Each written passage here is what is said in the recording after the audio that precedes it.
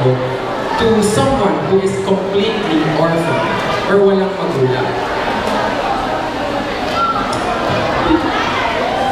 I've been experiencing a lot of emotional right now, but yeah, thank you for the wonderful question. Kung paano ko makukomfortin ng isang, sorry, what? An orphan person or walang magulang? Okay.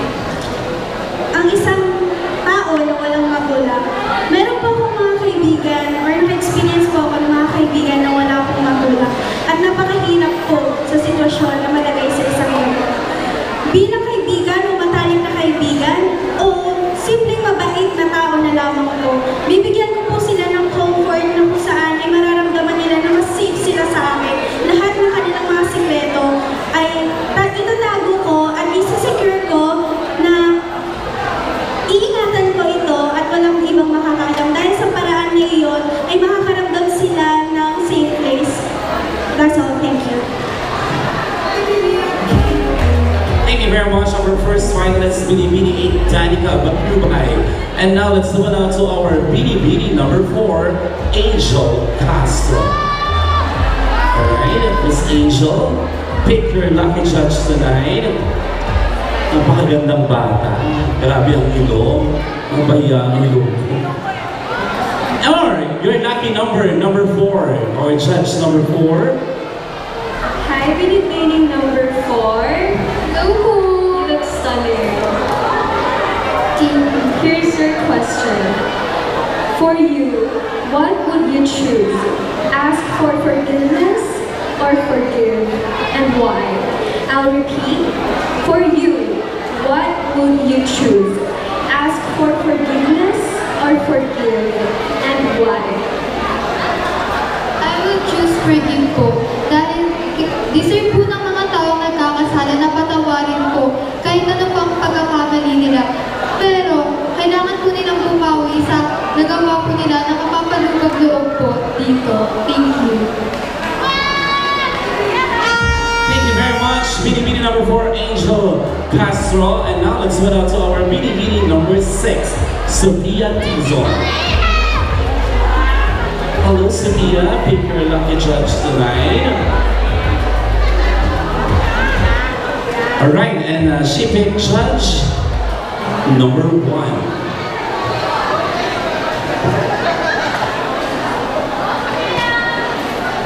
Hi, candidate number 6. As a representative of your respective sitio, in what way can you make your sitio proud? Again, as a representative of your respective sitio, in what way can you make your sitio proud and why? Thank you for that wonderful question, and good evening to everyone who's here tonight.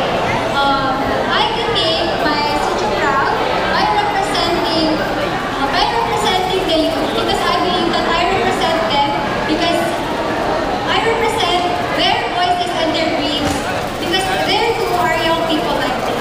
I can represent them by being a role model, and I can represent them by showing that other barangays that our sitio are not just welcome for the people of San Juan, but it is welcome for the people of the whole world. That would be all. Thank you. Thank you so much, Bini number 6, Sophia. And we have now our best in swimsuit. I might say one of the best around tonight. Alright, contestant number 10. We have Precious and she picked judge number 2. Good evening, candidate number 10. So here's your question. What can you show as Binibining Darangan in promoting gender equality? I repeat. What can you show as Binibining Darangan in promoting gender equality? Sorry, can you repeat it again? As Binibining Darangan, paano mo may po-promote ang gender equality?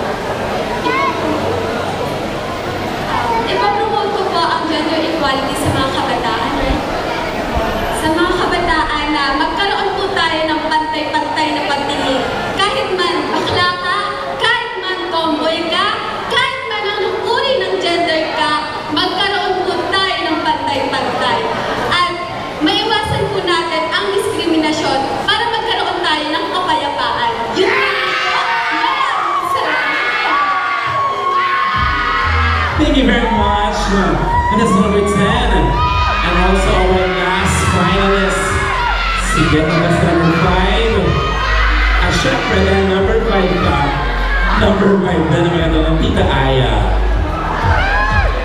Okay, so here's your question. As binibining darangan, in what ways can you demonstrate and appreciate the value of education? Again, as binibining darangan, in what ways can you demonstrate and appreciate the value of education? Para sa akin po, ang education ay mahalaga dahil ang gagawin ko dito ay bilang isang kabataan, ang edukasyon ay susi ng ating buhay at alam naman natin ang edukasyon ay kailangan sa mga kabataan dahil ito ay nagpapakita na importante para makuha nila ang kanilang kinabukasan.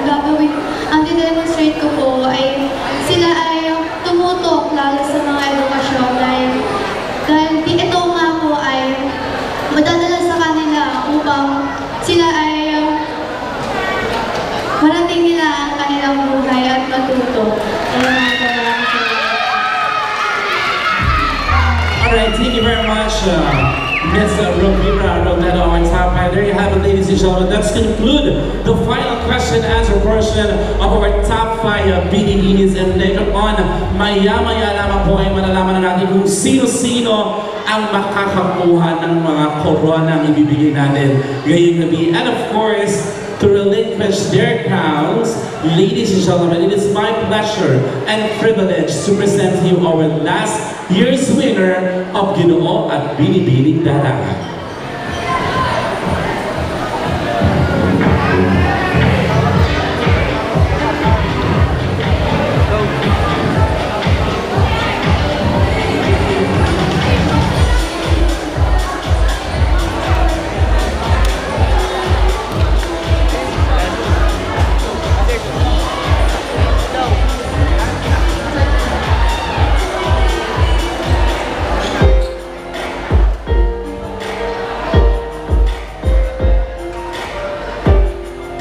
Ginoong Darangan 2024 second runner-up.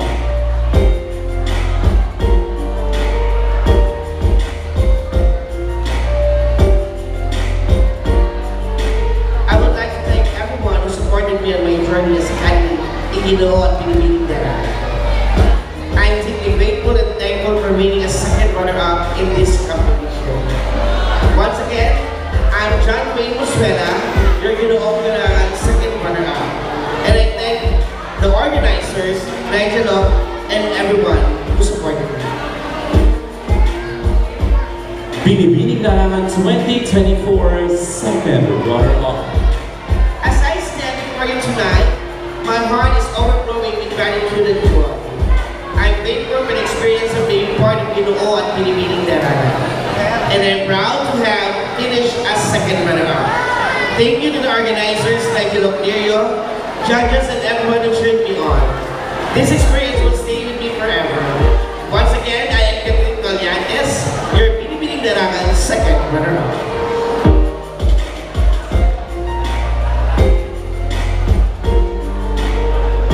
Ginoong Darangan 2024 first runner-up.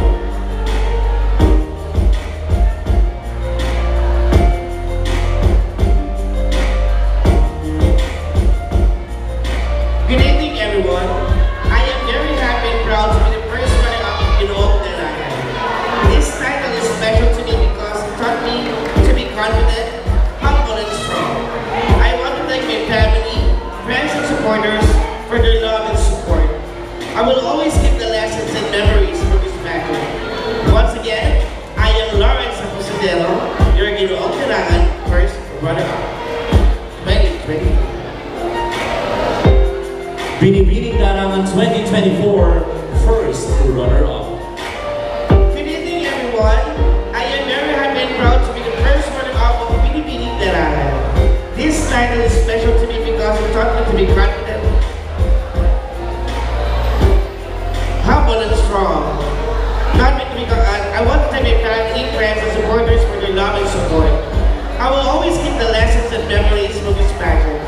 Once again, I am Chelsea Alejandro, your Binibining Larangan First Runner-Up 2024.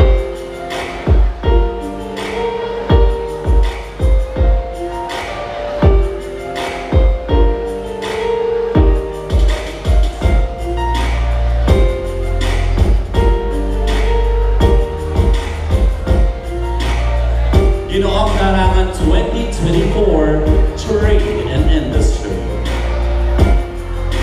Good evening, everyone.